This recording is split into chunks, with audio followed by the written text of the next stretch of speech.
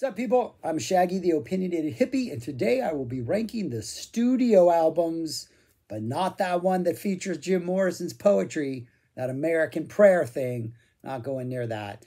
I will be doing the 8 other studio albums by The Doors. I started this channel to do only things Frank Zappa. I did all of his albums, his post-death albums, his tours. I'm now doing band members elsewhere on this. But then I took Frank's concept of the big note, and I've expanded it to include pretty much any reference Frank makes, so if he covers Stairway to Heaven in 1988, Led Zeppelin thus falls under the big note. The Doors might be one of the most frequently big noted groups. I haven't really done a tally or counted, but late 60s, The Doors, you can hear a example of Frank riffing on The End on Tiny Sick Tears. You can hear a copy of that on a version of that on You Can't Do That on Stage, Volume 4. In the 70s, the Flo and Eddie era, after Jim Morrison exposed his crawling king snake to an audience, apparently there were writers, or not writers, but things that Frank had to sign that they would not expose themselves on stage as Morrison did, because of course Frank and the Mothers would do that. So they had the Mothers of Invention anti-smut loyalty oath. You can hear a version of that on You Can't Do That on Stage, Volume 6, and also on Mothers 1970. In the 80s, off You Are What You Is, the song If Only She Woulda includes the Ray Manzarek secret chord progression and includes an Arthur Barrow, I think it's a mini Moog solo, in which he's soloing in a Ray Manzarek style. And then Jim Morrison is specifically mentioned by name in both Tinseltown Rebellion and We're Turning Again, and there's even a little Light My Fire quote. I think it's in We're Turning Again. So yeah, the Doors have been referenced often in Zappa's music in the 60s, the 70s, and the 80s. So yeah, they definitely count under the big note. And that's it. I'm just going to review their albums and discuss their albums. Later, I'll do their songs. And eventually, but not this week, I will tackle those live albums, which are kind of all over the place. But anyways, yeah, that's it. There's 8 albums. Not doing American Prayer because it's poetry, and I don't think Jim Morrison was a good poet, though I do think some of his lyrics or some of his poems, they did a good job of like transforming them into indulgent, Dionysian, orgiastic type rock music that Jim Morrison kind of did better than anybody else. But yeah, that's it. So that's my introduction. Let's get on to the albums, people. Let's go on to number 8. Number 8 is 1971's Other Voices, in which the other voices are Ray Manzarek and Robbie Krieger, because Jim Morrison is no longer with us on this planet, and they decided to forge on without him. I don't necessarily think that was a mistake, though this is a completely forgettable album that really, for my ears, really only has one enjoyable moment. Lots of problems with this. One, I can't blame them for like flailing on this album. They lost their lead singer and the lead singer that may be one of the most like charismatic rock and roll, sort of stereotypical Dionysian, just orgiastic, over the top, indulgent, just an iconic lead singer. I mean, how do you recover from that? I think they should have done one of two things. I think they should have just got another lead singer, because Krieger and Manzarek have not good singing voices, especially when you compare them to Morrison. Whatever you think of Morrison, he definitely has personality and force. And they just don't. I mean, their singing is just there. It's nothing. And yes, getting a new lead singer would have been maybe sacrilege at the time. But if they had got a new lead singer, pulled the AC/DC, and just find somebody who's maybe not as close to Bon Scott as sort of Brian Jones was, but is a little more, Brian Jones is a little more, has a more personality than Manzarek or Krieger. Just like, really just like somebody who they can like say, this is our new lead singer, we're going to forge on with them. And maybe just like, yeah, it's going to be rough the first two albums because comparisons are inevitably going to be made. But maybe they could have recovered. Because as you're going to find out soon, I kind of like the second album they did without Morrison. Or they should have just changed the name of their band and not been the Doors and started over. And I think they would have been given a little more leeway. This album probably still wouldn't have had any effect on the world, but I do think the following one is not that bad. But yeah, it's forgettable.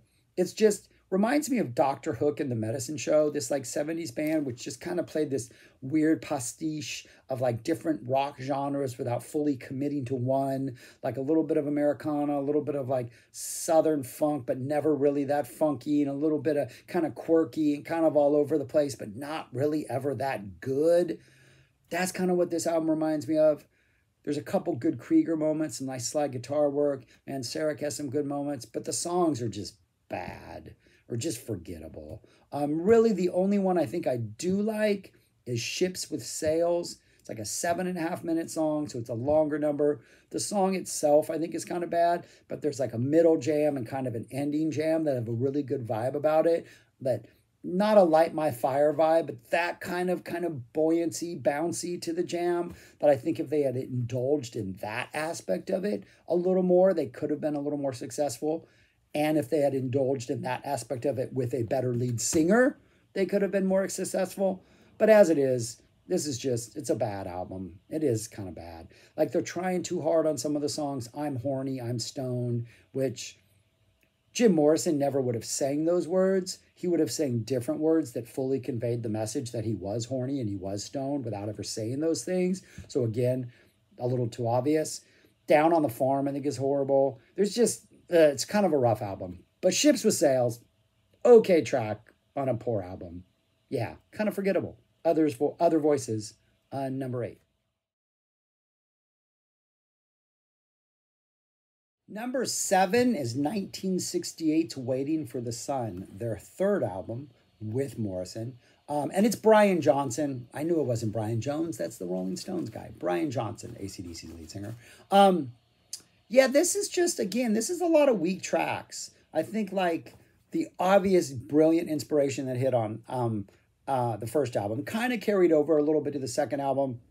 You kind of had like the second album was sort of like a pale copy of the first album, but still a pretty strong album. By this point, I think it's just it's kind of treading water. It's not that good. There's a couple okay songs on here, but this is really, I don't ever listen to this one anymore. The one really, really good song that I really love, 5 to 1, which closes the album, was played live a lot, and it's on a lot of their live albums. So I get my fill of 5 to 1 on those live albums. But yeah, man, it's just forgettable. Opens up with Hello, I Love You, which I don't think is a bad song, but kind of like maybe the strongest thing on side 1. Love Street, Not to Touch the Earth, Summer's Almost Gone, and Wintertime Love. First side closes with Unknown Soldier, which I think has some good moments in it. But again, not a great song, but again, probably the third strongest song on this album. Spanish Caravan, My Wild Love, We Could Be So Good Together, and Yes, the River Knows, which are just like these 3-minute, 2.5-minute songs that I just don't leave an impression. There are moments where Krieger has a nice solo or Manzarek does some nice keyboard work. Morrison is still Morrison. Densmore's a great drummer. Like the musicians themselves are good. The music is always good. There's never a lack of like quality musicianship. And I absolutely love the Doors sound, in which they kind of don't have a bass player on most of it. Manzarek's doing a lot of it with the keys and with foot pedals, and like their sound is fantastic. But the songs on here are just forgettable. And this album just kind of does nothing for me.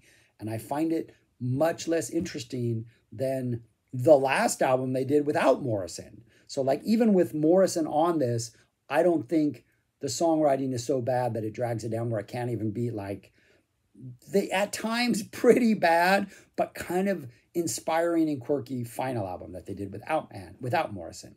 So yeah, just kind of a blah, but 5 to 1, fantastic, fantastic, fantastic song. But that really is like the bright light in a rather dim room. Yeah, number 7, Waiting for the Sun. Number 6 is 1972's Full Circle, their final album, not counting American Prayer, which is they took his poetry and sort of wrote music around it, which is just forget. But this has some really, really good moments, some musically good moments, like the songs that carry these moments, like the buckets that carry the water. Like the water's delicious, but the buckets that they're contained in are not that good. But some of the jams on here, some of the moments, and actually 2 of the songs are really good, kind of weird for a band that has a lot of weird songs in their catalog. But it's a pretty good album that I think, had they just decided from the start to go with a different lead singer, find somebody unknown, pull somebody from another band and see if they could, like, maybe bring in another audience and like move forward like that, I think would have been a more successful album. And the one thing I think that does hold it back is a couple just completely generic songs, horrible choice in a cover, and just bad singing. Side A, I know we all listen to CDs right now, but you can't. Sometimes when you grow up with these albums and you think of them as vinyl, as side A and side B, you cannot rethink of them as CDs. Or even as digital downloads. Side A, Get Up and Dance, utterly forgettable opening number. 4 Billion Souls, really good, nice jam in the middle, has just some good musical energy about it.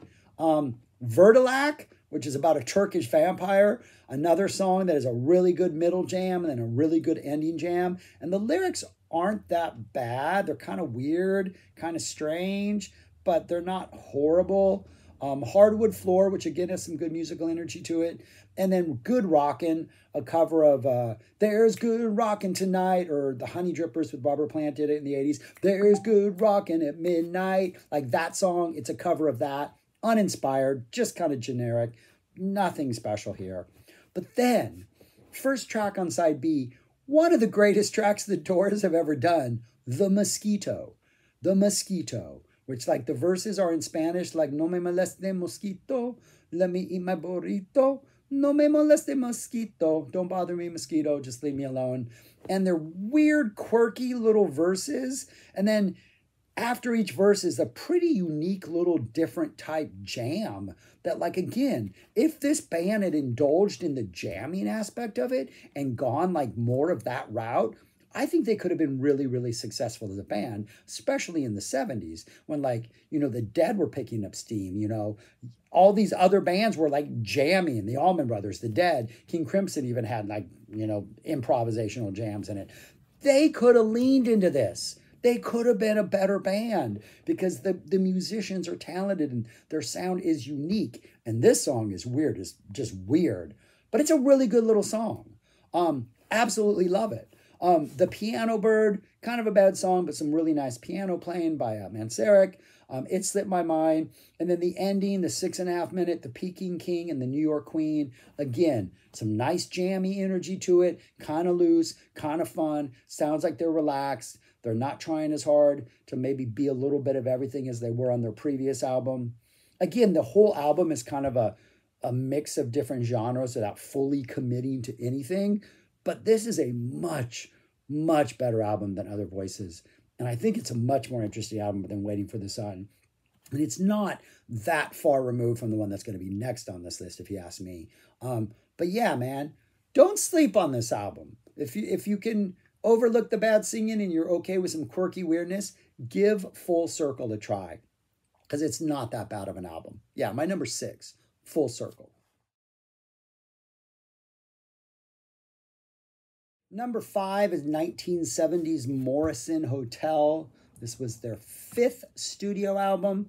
And this is kind of a tale of two sides. Like they even labeled it two sides, if I'm not mistaken. Yeah, the first side is Hard Rock Cafe. The second side is Morrison Hotel. I would eat at the Hard Rock Cafe any day. Not sure I would stay at the Morrison Hotel. It's not a bad hotel. It's just kind of boring. But side 1, the Hard Rock Cafe, opens up with Roadhouse Blues. Absolutely classic song. Somebody had to write that song at some point in time.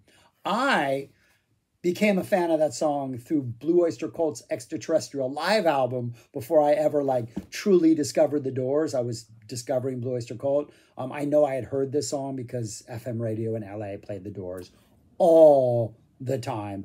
Deep cuts galore, which is why I love Peace Frog, because Peace Frog was a popular song on KMET in Los Angeles in the 70s. But Roadhouse Blues is a classic. And that Blue Oyster Cult version on Extraterrestrial Live, I still love it. I think Krieger is a guest guitar player on there, so that adds to the quality of it. Waiting for the Sun, which had it been on Waiting for the Sun, the previous album, or two before that. No, the previous album. Two before that, right? No, the previous album, the fourth album. I think it would have been a much better album. I think Waiting for the Sun would have been a better album. No, that was their third one. So had they put the song called Waiting for the Sun on Waiting for the Sun, I think Waiting for the Sun goes up a little bit because I think that's a pretty good song.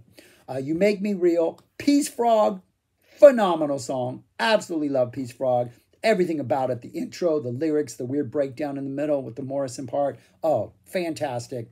Blue Sunday, Ship of Fools, quality songs. Strong side A. Side B, some quirky music. Some of it's pretty interesting, but I don't think any of it really lasts long or lingers long after you listen to it. Land Ho, The Spy, Queen of the Highway, Indian Summer, Maggie McGill. There are moments there that are memorable, but for the most part, you know, what is this? Their fifth album. They're kind of treading water here. They're kind of lacking a spark. They need something, you know, half an album of quality stuff. The other half, I think, lacks a little bit. And I'm going to say this right now. When I was in college, I lived for 3 or 4 years in a house with what at the time was the biggest Doors fan I knew. You know who you are if you're watching this. You lived in a neighborhood that had a street sign that said Madonna. And when I dropped you off, like spring break or Christmas break, the Madonna street signs were all on cardboard because people kept stealing the real ones. This was in the 80s. But anyways, if you're watching this, tell me why I'm wrong about this album and Waiting for the Sun. But I do think this is a rather lackluster album. So anyways, yeah. Just had to get that out there in case he watches YouTube. I'm sure this is going to pop up in one of his algorithms. But yeah, man, I just think it's a tale of two halves. And the first half is strong and memorable and it's a good effort. The second half is just like, well, can't put out an EP because nobody really does that these days. So let's fill it up with some other stuff that's kind of forgettable. But yeah, but still, that side A is strong enough. Roadhouse Blues is strong enough to kind of lift this album to me, making it better than those other ones that appear on this list. But yeah, that is number 1, 2, 3, 5, I'm counting backwards. 8, 7, 6. Number 5, Morrison Hotel. Number 4, The Soft Parade. When did this come out? 1969. This is, I think, the weirdest of the albums on this list. This was their 5th album, right? So I think, no, this is their 4th album. So after the lackluster third of Waiting for the Sun, I think they realized, let's try something a little bit different and maybe be a little more, like, include more musical genres in there. And some of it's just outright weird, but I think the weirdness works well for this band. They add some horns on this. There's sort of different sort of weird, like this country weird thing that they do on Runnin' Blue. A whole bunch of other musicians. You got a mandolin in there, some English horns, some trombones. And so at first it's a little bit jarring and like, really, horns? But on repeated listens, I think it just gets better and better and better. And the closing song, the 8.5 minute, The Soft Parade, is just, starts off with Morrison doing like this, you know, invocation, you know, calling forth like doing his poetries, you know, just by himself without music. We get some weirdness, we get some nice verses, and then we get some really good lengthy musical sections that, again, if this band had leaned into their jamming tendencies, could have been an entirely different beast. Soft Parade, an underrated classic of a song that really includes a little bit of everything that the Doors do so well. Other than that, you get Tell All the People, you get Touch Me, which I think is a fantastic song. Just perfect, a perfect Jim Morrison vehicle. Shaman's Blues, which is a little more leaning into the blues. Not my favorite genre for bands that aren't strictly blues to do. As a song, it doesn't work, but again, there's some really good playing on this. This band, again, great musicians. Do It, Easy Ride closes out side one. Side two, Wild Child opens up. Great song. Runnin' Blue, weird little song, some weird little musical sections in it. Again, they're doing this like, we got this little thing. What are we going to do with it? Let's just stick it in this song. Nice little jam in it. Wishful, Sinful, another good sort of ballady number. And the epic Soft Parade closes out side B. Just a weird thing that if you're really like those first two Doors albums, even if you really like LA Woman, this one might just be jarring to your senses because it is kind of reaching for different sort of genres in a little more of a committed way than some other stuff. But it really works. And I think it's really good. And I think this is an underrated album. And its weirdness should be praised way more than it is. But yeah, that's number 4, The Soft Parade. Number 3, their second album, Strange Days, released in 1967. Again, this is almost like a, not necessarily, I think I called it a pale copy of their first one. There are some things that maybe try to mimic that, but I think it's a little bit chiller than the first one, but just really good songs from start to finish. I think Morrison does lean a little more into a crooner style at times, but I think it works. And I know the world is torn on whether When the Music's Over is a great song or not. I've read reviews where that's just trash and other people think they love it. I'm one of those people who absolutely love When the Music's Over. And I think the one thing that convinced me that was a great song is their performance of that from the Hollywood Bowl. Just they open with it, and then there's a good minute and a half where it's just Manzarek like playing with the with his organ sound before Morrison drops that scream and they're off into the song. That performance is ridiculous.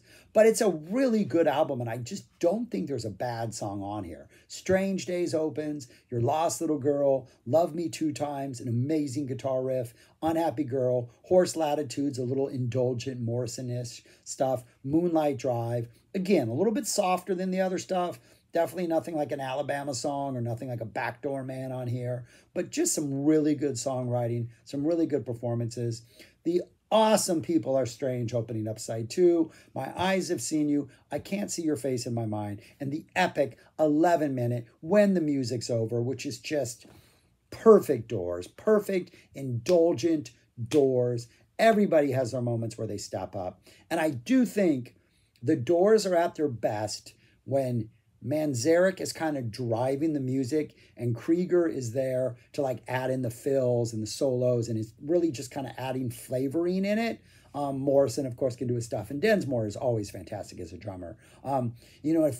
If Krieger's not dropping like an amazing opening lick, like Love Me Two Times or something like that, I do think the strength of this band is when Manzarek is carrying the load. I'm sorry if I'm mispronouncing his name. Manzarek. But I think that's when they're best. And When the Music Over is fully that template where he's driving it and then everybody else is kind of just laying things on top of it. But yeah, it's a really good album. And I think it's a really good journey from Strange Days to a bunch of pretty short 3-minute songs, if not shorter, to just an epic 11-minute closer that is just indulgent in the Doors' best way of being indulgent. Not their best indulgent song, obviously, but one of their best. Yeah, but that's number 3, Strange Days. Number 2, their last album with Jim Morrison, 1971's LA Woman. I grew up in LA. I want to say that LA Woman might be the most played song I ever heard on FM radio growing up, despite its 8-minute length. I went to school up in Northern California, and when we would drive home, me and the guy I talked about earlier, we'd hit something called the Grapevine, and the Grapevine was kind of this range of mountains between like LA County and San Bernardino County, and like not San Bernardino County, San Fernando Valley, and the Central Valley. And when we'd hit the top of that, there's a point where you can like look over and you kind of see all of like LA and the valley spread before you. We always would play LA Woman when we got to that point, just because driving down your freeways, it just felt so good. But yeah, my grandparents used to live up in La Crescenta, La Cañada in Los Angeles, and 4 or 5 times when I was growing up, the hills literally caught on fire and they had to come stay with us down by the coast. You know, so the hills literally were on fire like almost every other year in LA. So this song just captures so much of what it felt like to grow up in LA in the 70s, LA Woman. And I think that just for some reason, the whole album, the LA Woman vibe just kind of infuses the whole album. And again, another just fantastic series of songs. The Changeling, Love Her Madly, Been Down So Long, Cars Hiss By My Window, and then LA Woman to close side A, side 2, L'America, Hyacinth House, Crawling Kingsnag, The Wasp, Texas Radio and the Big Beat. Oh, fantastic song. And then just the incomparable Riders on the Storm. Again, Manzarek doing what Manzarek does so incredibly well. Such a great vibe, such a great closing song, such a great driving song. Just such a great mysterious song. Like, there's just a weird aura and mystery about Riders on the Storm that I'm not sure many other songs like come near to just matching. And it doesn't really ever go anywhere or burst forth or like have these like epic peak like the end or anything like that. But it's almost like that would have made the song worse if it had. It's just the perfect just like combination of vibes. And to have that be Morrison's last official song on an album, we're not counting American Prayer, that we're acting like that doesn't exist. Yeah, a really good song, a really good album, a really good journey of an album, you know, from track A, from the first track all the way to the 10th track. And I think what really makes these top four albums, the top four albums, is while I think the Doors could be argued that they really, I can see how people could argue that they are a singles band because their greatest hits are greatest hits or are truly phenomenal, are some of their best, you know, kind of their best tracks. The album journey, the sequencing, the sort of variants, and just those sort of milestones, like every third song or the first and last song, just really make the album listening experience so much more for the Doors. I don't think their albums get enough props for being really good, complete musical journeys, especially when they know how to end an album. Like When the Music's Over, great ending. Soft Parade, great ending. Riders on the Storm, great ending. The song that ends the album that's going to be number one on this list, fantastic ending. They knew how to end albums, and that's something not a lot of bands know how to do. Number 2, LA Woman. Number 1, their debut album, 1967's The Doors, the eponymous album. Yeah, man. Came out January 4th, 1967. What a way to start the year. I mean, really, other than 3 tracks on side 2, which are not generic, but definitely don't quite stand up as the other ones, but over time I've come to absolutely love them, but I recognize they might be weaker tracks. This is a almost perfect album. Yeah, I mean, what else to say about this? It's like the first side A. Side A is a perfect side of music. I mean, just a perfect side of music. Break on through to the other side. Soul Kitchen, The Crystal Ship, 20th Century Fox. She is a 20th Century Fox. Alabama Song, Whiskey Bar, which is a cover, but it's a rock and roll cover at its best and its worst. Oh, show me the way to the next whiskey bar. Great line. Next verse. Oh, show me the way to the next little girl. Nah, man, we ain't going near that stuff. Why do you want to find a little girl? Like, rock and roll has issues. There's a great Drive-By Truckers line about how rock and roll, it's from Marry Me, about how rock and roll, something about, I gotta look that up. But the lyrics to Marry Me from the Drive-By Truckers, one of the best lines about rock and roll ever. That is not Jason Derulo, is not what I'm talking about. But anyways, yeah, rock and roll means well, but it can't help telling young boys lies. So I always think of that whenever I hear like some guy singing about a little girl. But anyways, just a completely indulgent, over-the-top, kind of silly, indulging in some little weird, not necessarily rock and roll musical styles. Brilliant, brilliant choice of covers for their first album. And I think had to be something where like parents are like, this is wrong. This whole Jim Morrison dude in this band. No. Yeah. Great song. And then Light My Fire closes side A. Light My Fire. Like, I never need to hear Light My Fire again in my life. That is one of those songs that is just like, I can sit here and literally just sing the entire thing to you. And then I can multi-track the different instruments and probably do the entire thing. I won't. But I don't need to hear that song again. But I'm not going to deny its greatness. And that moment in the movies, The Doors, when they figure out how to play it for the first time, that's a good scene. That's a good scene. Side 2, Backdoor Man. I remember driving to, I want to say Las Vegas. Might have been driving to like Havasu or something. We were driving from California across the desert, and we were listening to this album with my uncle. My uncle loved this album. And he explained to me what a Backdoor Man was. I'm like, oh, all right, thanks for telling me about that. I think I was like 7 at the time. All right, so when my dad goes to work, my mom doesn't go to work, some guy might come, what, huh? Yeah, I will always remember that conversation. And then I Looked at You, End of the Night, which I think is the best of the 3 songs in the middle of the side, Take It As It Comes, and then The End. A perfect song. A perfect rock and roll song. I cannot listen to The End without thinking of Apocalypse Now. There has never, to me, been a better matching of music and visuals than the use of The End in Apocalypse Now. An absolutely brilliant, inspired choice that really should have said, no other movie can ever use music again because this cannot be beat. Give me a song that works better than The End in Apocalypse Now. Give me the song, give me the movie. Let's have that discussion, people. What song in what movie works better than The End in Apocalypse Now? I know there are some out there. I can probably think of some.